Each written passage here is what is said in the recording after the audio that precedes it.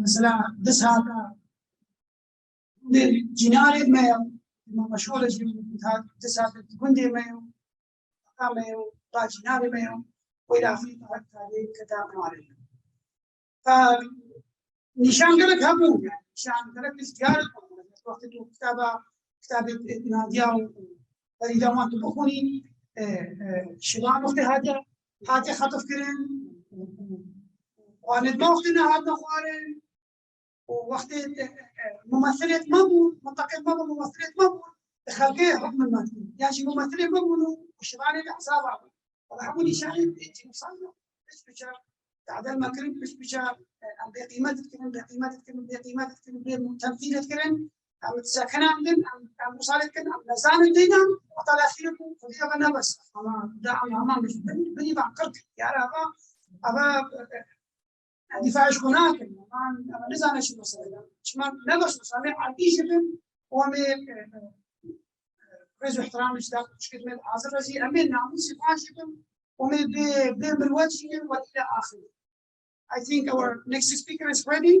So our next speaker will join us virtually via Zoom in. He is a visiting expert at the U.S. Institute of Peace with the Middle East and Religion and Inclusive Societies teams. He has 20 years of government service, including at the State Department and the Department of U.S. Government Policy Commissions. Most recently, he served across 2 administrations as the special advisor for religious minorities in the Middle East, in the Near East and South and Central Asia at the U.S. Department of State. He previously served with the U.S. Commission for International Religious Freedom. Let's welcome Knox Thames and listen to his speech about genocide. Remembrance is essential but not enough. All right, great. Well, it's a great honor again to speak to the Yezidi community on this somber occasion of the Yezidi genocide.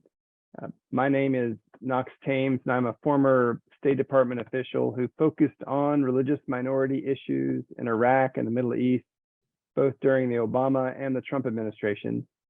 So I wanted to share a few reflections on why remembrance is so important, but also remembrance alone is not enough. We've got to find new ways as the United States to lead to help the Yezidi people.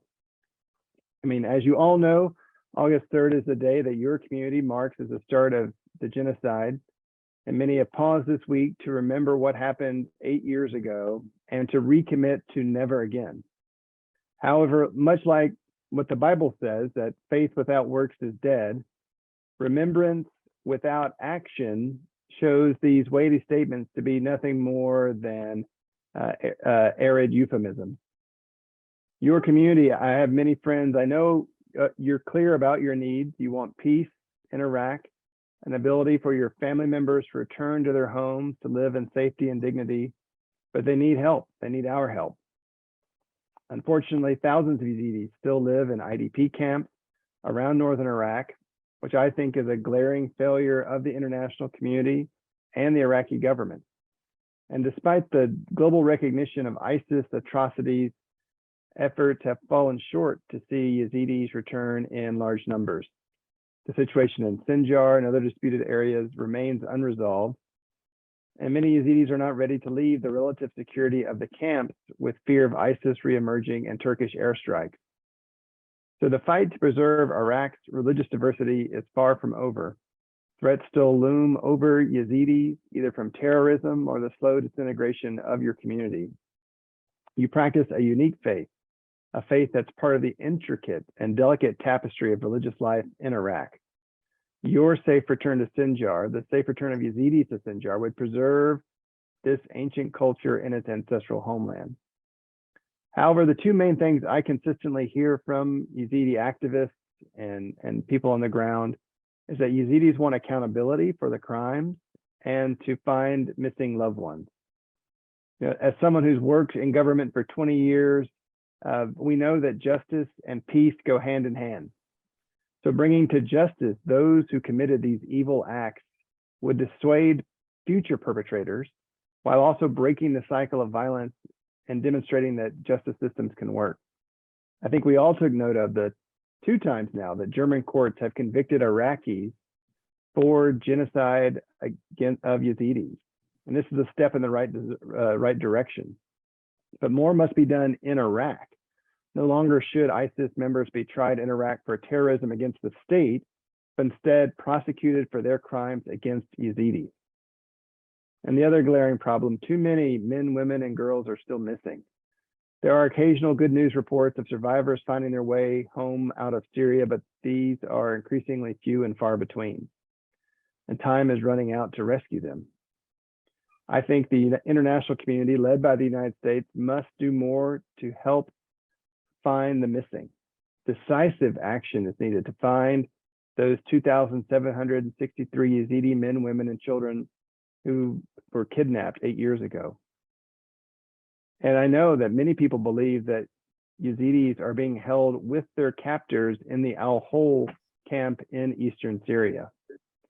Last year, I and some others, including Yezidi organizations, tried to launch an effort to raise the profile of this issue, to pressure countries and the United Nations to start a global search and rescue mission. Unfortunately, no concrete action has followed, so we've got to keep trying. Despite the findings of genocide and repeated pronouncements expressing concern for Yezidis, the international community has got to do more. They've got to take action. Now, I think it's also important to note that other religious minorities share the grim reality facing your community. Reports about the challenges confronting Christians and others paint a daunting picture. But we know that efforts to assist one community, done in concert with efforts to help others, can revitalize spiritual life in northern Iraq. And Yezidis aren't the only ones missing loved ones. I know of at least one Assyrian Christian girl named Carolyn, who's also being held captive by ISIS fighters in Al-Hol. So this is where we need to marshal our forces to convince the United States, other countries like the United Kingdom and France and the United Nations to start an effort to look for ISIS survivors in Al-Hol. It wouldn't be hard. The steps are fairly simple. A census of the women's camp to collect names, date and places of birth, and cell phone photographs could be a very simple step to locating the whereabouts of hundreds. However, we know that competing priorities, the domination of Ukraine and other challenges makes this a difficult pitch to policymakers who are overwhelmed and underwater with other tasks. So while the situation is dire for religious minorities, though, I still am a person of hope. There is hope for renewal. Since 2014, I've come to know your community and consider many Yezidis my friends. I visited the 2 global centers of Yezidi life in the world, Lalish and Lincoln. And I've been continually impressed by your kind spirit, your steadfastness in the face of impunity, and your commitment to maintaining your way of life and beliefs. Yezidis are brave people. I just look at the courage of Nani Murad and others who tell their story, and the doggedness of Yezidi groups like Yaza and others who continue to push these issues. I had the great privilege of seeing this courage firsthand in September 2017 when I visited northern Iraq as a State Department official. I had the honor of cutting a ribbon to celebrate a reconstructed Yezidi temple in the town of Koshaba. The temple had been rebuilt by the community themselves without any international system. And this was a significant event. It was a joyous event with old men and women, along with youth and young children, crowding around to happily mark the revival of Yezidi life in this small town. So despite their uncertainty and loss, they celebrated. The Yezidis were not going to disappear. It was a powerful symbol that ISIS did not exterminate the Yezidi people, that the genocide had failed, that ISIS had lost. And seeing all of you there today, you are proof that ISIS lost. You are the hope for the Yezidi community as you are transplanting your way of life to the United States. Yezidis have survived for thousands of years, and I know you will continue living out your faith and customs, but you need our help. So we, the people in the United States of good faith, of different faiths, need to come together and press for action, tangible action, that will help ensure your community continues to thrive. Thank you very much, and it's a great honor to speak to you afternoon.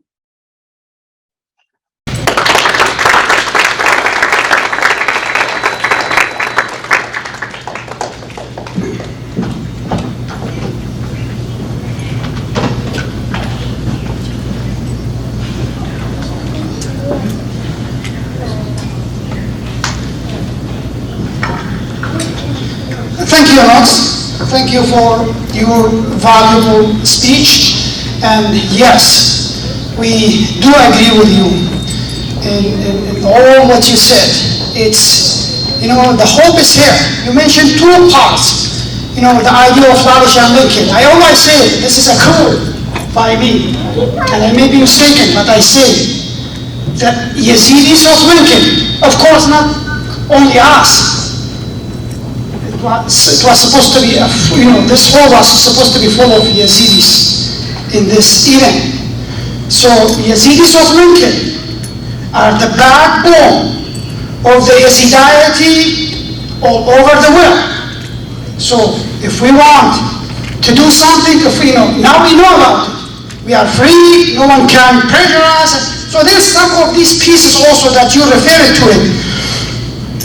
The problem is, and I will, sorry if I'm taking more time, I will ask the audience if they have any questions for you. The problem is, there, it's not in our hands. So the politics, the different factors back in Iraq is affecting the fate of this community. I mean, let's say for, as an example, I can tell you like, you know, factual examples. And because I was working there as a, you know, as an interpreter with the U.S. Army.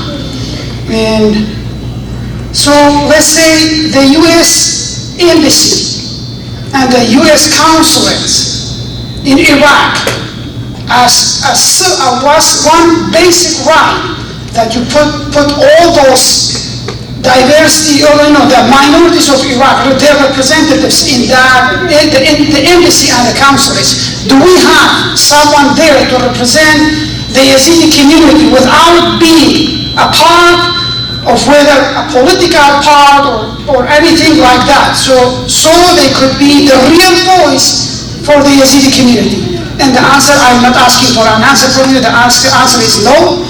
And we always are, as I just mentioned, like, you know, a couple minutes ago, I said, you know, genocide is not, it's not, when you read about genocide, there's nothing at all that's called genocide in one day or a specific period of time. It's a, you know, it's a constant, you know, continuing, you know, taking your rights and, you know, biases, discrimination against you, step by step, till they talk the whole piece from you. So anyway, so let's see if any one of you have any question for Knox. And thank you. Hi, my name is Tahiti Kim. Mr. Thames, thank you so much for everything that you've done for the Yezidi community. I was particularly concerned about the girls that were kidnapped, meaning that ISIS kidnapped girls as young as 9 years old. Do you have an exact number of those girls who are still missing? The best number I've heard is the 2,763 men, women, and children. But one thing I've been trying to work with Yezidi groups about, if we can get a list of names, like their names, their date of birth, where they were from. Because if we can, I've been in touch with the Syrian Democratic Forces who control the Al-Hol camp, and they need names, they need pictures, and I haven't gotten that myself. I think groups have some of that information, but it would take a collection effort to really gather that information so we can transfer it to the camp guards, and maybe they can find, you know, 1 or 2, or maybe 10 or 20. No one really knows. If they had been very young girls, would they have been kidnapped and then later ending up in Al-Hol? They would have ended up in Al-Hol? Some of them, others, we don't know.